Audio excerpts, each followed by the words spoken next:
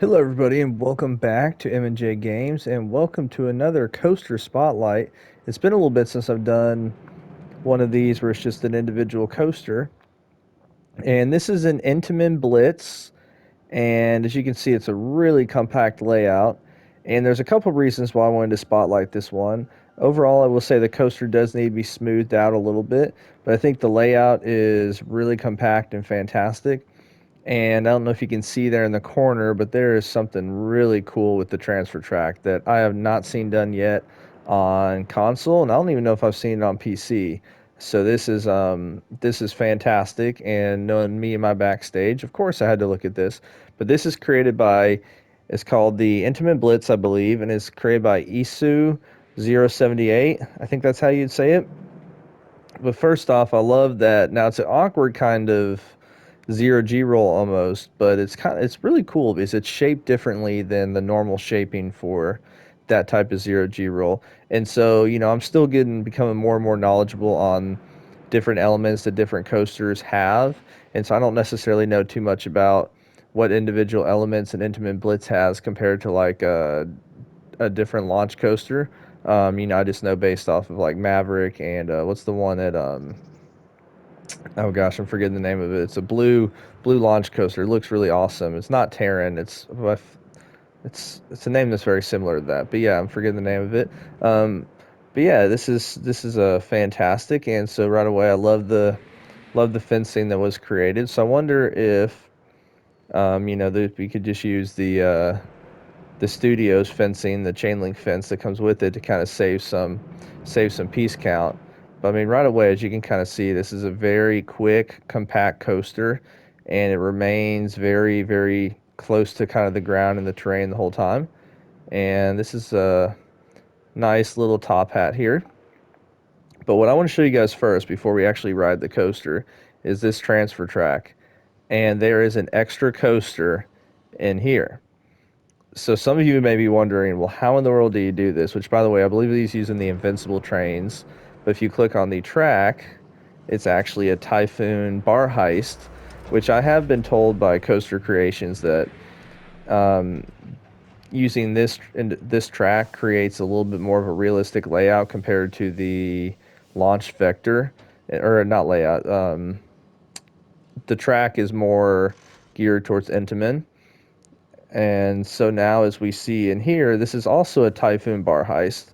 But I don't know if you can see this. You see how the track actually goes through here. And so what happened is, if you actually edit the coaster and you click here, that's just a drive tire. But then back here we have magnetic brakes and magnetic brakes. And what it's done is the deceleration rate is put all the way up along with the target speed so that it's not actually moving. So then when it's in test mode, you'll see this in a second. The coaster is going to come and pop up. Let's see, is it in test mode? Yeah. So the coaster is going to come and pop up and stop really quickly, and then it's never actually going to move from there because it doesn't actually have the capability or speed to move anywhere else. And so as long as you have it in test mode, the coaster is just going to sit there on the track and make it, even though you've got the dummies in there, it makes it actually look like there's a coaster in the transfer track, which is absolutely amazing. I mean, fantastic job. I'm going to have to use this trick on a park. And back here, because I mean, if you were just looking at this, you wouldn't necessarily notice that the track um, went into the ground. So what they did was they kind of created these extra little supports here to try to hide and mask the fact that you got another support there. So just trying to mask the fact that you've actually got the so if you click here, you've actually got the, I can't speak now. You've got the support or the actual track going into the wall and into the ground.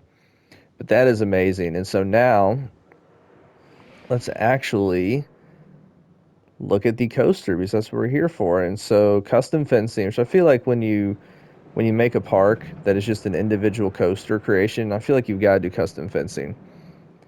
And I do like that there's this custom fencing up on this side of the launch because they only give you the catwalk on one side.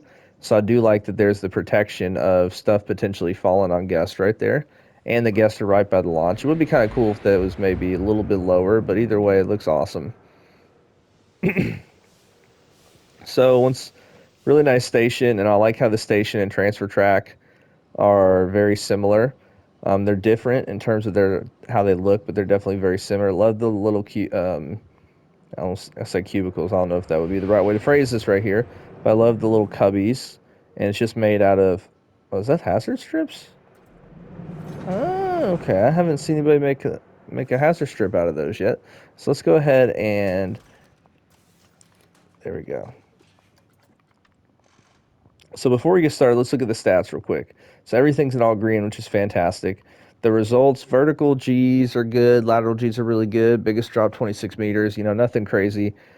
Max speed 52 miles per hour. So let's go ahead and take a ride on this coaster.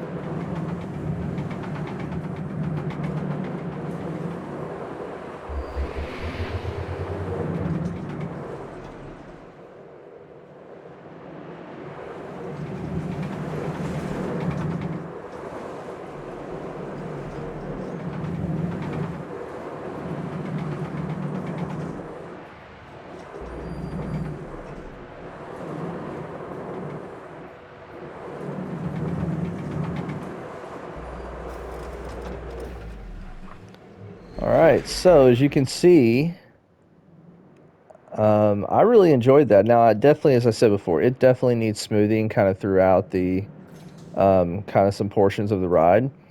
But I really love the layout and kind of the quick pace. I think you could probably make this a little bit more of a sharp, kind of whippy turn, where it kind of whips you into that overbank. But I mean, this is the layouts are nice. You can tell these inversions are custom since they do. It isn't completely smooth, but I mean, I'm still working on learning how to get stuff, where it looks perfectly smooth as well. But the layout is super strong. I mean, especially watching the coaster, it just looks super quick.